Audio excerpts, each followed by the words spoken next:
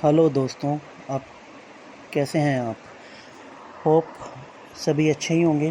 तो आज मैं आपके लिए एक वीडियो लेके आया हूँ जिस पे मैं आपको दिखाऊंगा कि आज की डेट में सबसे पहले हम डिस्कस करते हैं कि आज की डेट में हर बंदा स्टॉक मार्केट में ट्रेडिंग करना चाहता है, लेकिन उसको ये नहीं पता होता है कि एंट्री कहाँ पे लेनी है और एग्ज़िट कहाँ पे करना है। और अक्सर होता क्या है कि वो जिस स्टॉक में जहाँ पे एंट्री लेता है और स्टॉक वहीं से रिवर्स हो जाता है। तो बेसिकली हमें ट्रेंड का नहीं पता होता कि ट्रेंड किस तरफ का है। तो ये एक इंडिकेटर जो हमने क्रिएट किया है, ये आपको एक मोमेंटम किस तरफ चल रहा है, ट्रेंड किस तरफ चल रहा है, और ये आपको सिर्फ यही दिखाएगा।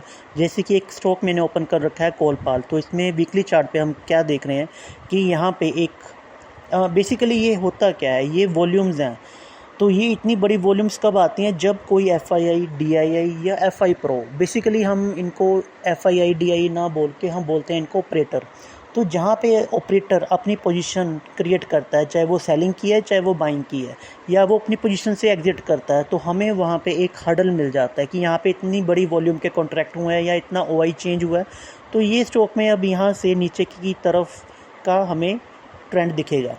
तो अब बात करते हैं, जैसे यहाँ पे हमें एक हायर वॉल्यूम का एक दिखा और साथ में प्राइस एक्शन दिखा, तो यहाँ पे एक हडल क्रिएट हो गया। तो हमें पता लग गया कि अब इस स्टॉक में डाउन ट्रेंड है।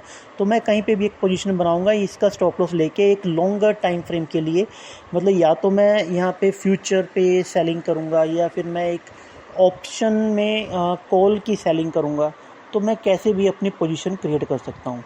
तो वीकली चार्ट और डेली चार्ट बेसिकली उन लोगों के लिए जो लॉन्गर टाइम फ्रेम पे इन्वेस्ट करते हैं, चाहे वो सेलिंग की तरफ हो चाहे वो बाइंग की तरफ हो, वो अपनी पोजीशन क्रिएट करते हैं। जैसे कि अभी इस स्टॉक में देखते हैं कि इस पे भी मुझे 14 अक्टूबर को एक सेलर यहाँ पे दिखा कि यहाँ पे किसी ने एक सेलिंग की पोजीशन क्रिएट किया, किसी ऑपरेटर ने। तो वीकली चार्ट पे मुझे यही दिखा था। आई थिंक यहाँ पे भी डेट सेम थी। ये भी 21 अक्टूबर के या 21 अक्टूबर के करीब है, और यहाँ पे मुझे दिख रहा है 14 अक्टूबर। तो यहाँ पे बेसिकली एक बड़ा कॉन्ट्रैक्ट आया वॉल्यूम का, तो यहाँ से स्टॉक ने डाउन ट्रेंड पकड़ा। तो अगर मैं यहाँ पे कहीं पे भी अपनी एंट्री बनाता है यहाँ का स्टॉप लॉस लेके, जब मुझे यहाँ पे सेकंड हर्डल मिल जाता है कि यहाँ पे फिर से वॉल्यूम लगी, तो मैं अपना स्टॉप लॉस यहाँ पे ले आऊँगा और इसको ट्रेल करता चलूँगा। और ये देखो, इसने एक बार इसको रीटेस्ट किया लेकिन स्टॉक फिर से नीचे आया और फिर से यहाँ पे एक हायर वॉल्यूम लगी, और इस वॉल्यूम के साथ फिर से मैं अपना स्टॉप लॉस यहाँ पे रखूँगा और इसको ट्रेड करता जाऊँगा। और जब मुझे यहाँ पे ग्रीन हडल मिला, ग्रीन मतलब अब किसी ऑपरेटर ने यहाँ पे बाइंग की एंट्री अपनी बनाई है, बाइंग की पोजीशन बनाई है, तो मैं यहाँ पे, अगर मेरी सेलिंग पोजीशन है तो मैं यहाँ पे अपनी सेलिंग पोजीशन को कट कर दूँगा और इस सेलिंग से बाहर आ जाऊँगा। तो यहाँ पे अगर मुझे बाइंग करनी है तो आप देखो कि मुझे यहाँ से पता लग जाता है कि अब इस स्टॉक में अपसाइड की रैली शुरू हो चुकी है। तो ये स्टॉक ऊपर की तरफ गया, फिर थोड़ा सा नीचे और फिर ऊपर, और फिर से यहाँ पे ये देख सकते हो आप एक वॉल्यूम, कितनी बड़ी वॉल्यूम है ये। तो यहाँ पे एक वॉल्यूम आई है और इस वॉल्यूम से मुझे पता लग जाता है कि ये वॉल्यूम फिर से इस स्टॉक को डाउन ट्रेंड में लेके जाएगी। तो ये एक बेसिकली एक सपोर्ट क्रिएट हो चुका है। तो अभी कल के टाइम पे क्या हुआ था, ये स्टॉक नीचे की तरफ आया था अराउंड 2347, और यहाँ से इसने अपने आप को थोड़ा सा कवर किया 2370 तक। तो इसने इस सपोर्ट पे हल्का सा सपोर्ट लिया, हम ये बोल सकते हैं। तो बाकी देखते हैं मंडे को ये क्या करता है। तो इसके बाद हम चलते हैं, एक और स्टॉक है ACC। तो ACC में भी क्या हो रहा है, ये हमें रेगुलर एक डाउन ट्रेंड दिखाता आ रहा है ऑलमोस्ट 7 अक्टूबर 24 से 7 अक्टूबर 2024 से। तो इसमें भी मुझे यही दिख रहा है, अगर मैं यहाँ पे अपनी एंट्री लेता, यहाँ पे स्टॉप लॉस रखता, तो ये अच्छा खासा एक डाउन ट्रेंड तक गया। डाउन ट्रेंड मतलब इसने काफ़ी अच्छा डाउन ट्रेंड दिखाया। तो इसमें अभी तक कोई बाइंग की पोजीशन नहीं दिख रही, लेकिन यहाँ पे एक सपोर्ट है। तो मुझे लगता है जब ये सपोर्ट के पास आ जाएगा तो यहाँ से एक अच्छा रिवर्सल दे सकता है। इसने इस सपोर्ट पर ऑलमोस्ट 3 बार रीटेस्ट किया, 1 2, और ये ऑलमोस्ट तीसरी बार तो रीटेस्ट करने जा ही रहा है। 2 बार कर चुका है, और ये काफ़ी इसको हम वीकली चार्ट पे देखते हैं कि ये कितना पुराना है। तो वीकली चार्ट पे हम चलते हैं। हाँ, तो वीकली चार्ट पे आप देखें कि स्टॉक पे यहाँ से इसका ये रेजिस्टेंस है और ये सपोर्ट है। तो स्टॉक ने यहाँ पे कितनी बार इसको रीटेस्ट किया, सपोर्ट लिया, और फिर ऊपर ये रेजिस्टेंस के पास गया, यहाँ से नीचे, यहाँ पे फिर से ये ऊपर की तरफ गया, और यहाँ पे एक रेजिस्टेंस के साथ पास ये वापस नीचे आ गया। एक यहाँ पे इसने सपोर्ट लिया, यहाँ पे सपोर्ट लिया, यहाँ पे लिया, यहाँ पे। और मुझे लग रहा है कि यहाँ पे एक वॉल्यूम लगी है, किसी ऑपरेटर ने अपना एक पोजीशन क्रिएट की है तो मुझे लगता है आने वाले टाइम में ये स्टॉक यहाँ से ऊपर जा सकता है। तो अब हम देखेंगे इन फ्यूचर क्या होता है। तो आज है 15 जून जब मैं वीडियो बना रहा हूँ, और अब देखते हैं मंडे को 16 जून को क्या होता है स्टॉक में।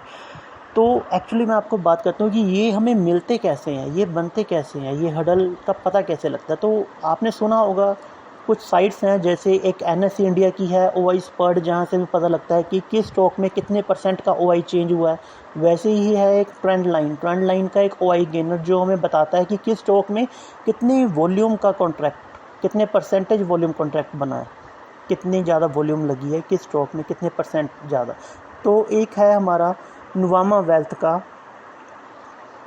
इसमें है फ्यूचर एंड ऑप्शन ट्रेंड्स, जो हमें बताता है उस दिन का टॉप गेनर, टॉप लूज़र, और साथ में ये बताता है कि अगर किसी स्टॉक में लॉन्ग बिल्डअप या वो ऊपर की तरफ गया तो उसमें कितने % का OI चेंज हुआ है। तो सबसे पहले हम चेक करते हैं, OI स्पॉट में चलते हैं। तो आप देखें मन्नपुरम OFSS सबसे ऊपर है, NCC उसके बाद आता है OFSS, फिर आता है मन्नपुरम। लेकिन इसमें ये नहीं पता लगता कि ये स्टॉक ऊपर की तरफ जा रहा है या नीचे की। इसमें से हमें दिख रहा है कि कितने % का OI चेंज हुआ है। 15% का मन्नपुरम में हुआ है और 18.64% का OFSS में, और NCC में तो 24% के करीब हुआ है आपका OI चेंज। चलिए OI गेनर क्या कहता है हमें। OI गेनर में आप देख सकते हो मन्नपुरम और OFSS हमें दिख रहा है। तो मन्नपुरम हमें बता रहा है कि इसमें वॉल्यूम के कॉन्ट्रैक्ट्स कितने हुए हैं। तो ये स्टॉक ने लॉन्ग बिल्डअप बनाया, यानी कि यहाँ पे हमें पता चल रहा है कि ये स्टॉक ऊपर की तरफ भागा। OFSS देखते हैं तो यहाँ पे पता चलता है कि ये स्टॉक ऊपर की तरफ अपना जा रहा है। तो यहाँ से मुझे क्लियर कंफर्म हो गया कि ये स्टॉक लॉन्ग बिल्डअप है। तो अगर मैं NSE की डाटा, इसमें शॉर्ट बिल्डअप भी देखते हैं, ऐसा नहीं लॉन्ग बिल्डअप ही दिखेंगे। मैं यहाँ पे क्लिक करता हूँ तो ये आ गए आपके शॉर्ट बिल्डअप। उस दिन कौन कौन से स्टॉक ने शॉर्ट बिल्डअप बनाया, IOC,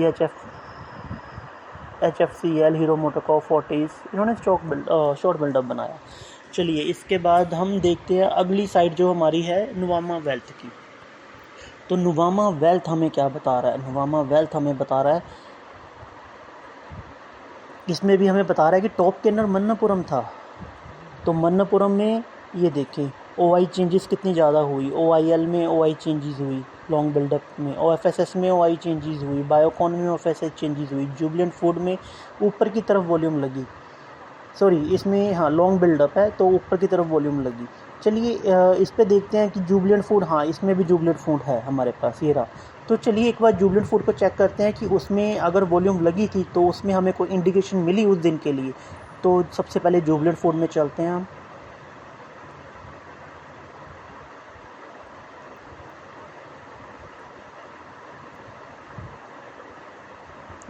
ये रहा हमारा जुबिलेंट फूड।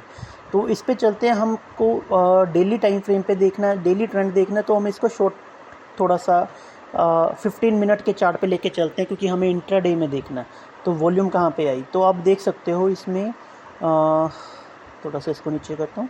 तो ये एक वॉल्यूम दिख रही है आपको, ये देखिए ये एक वॉल्यूम है काफ़ी बड़ी। ये 13 जून 9:15 बजे की वॉल्यूम है, मॉर्निंग में ये वॉल्यूम लगी है।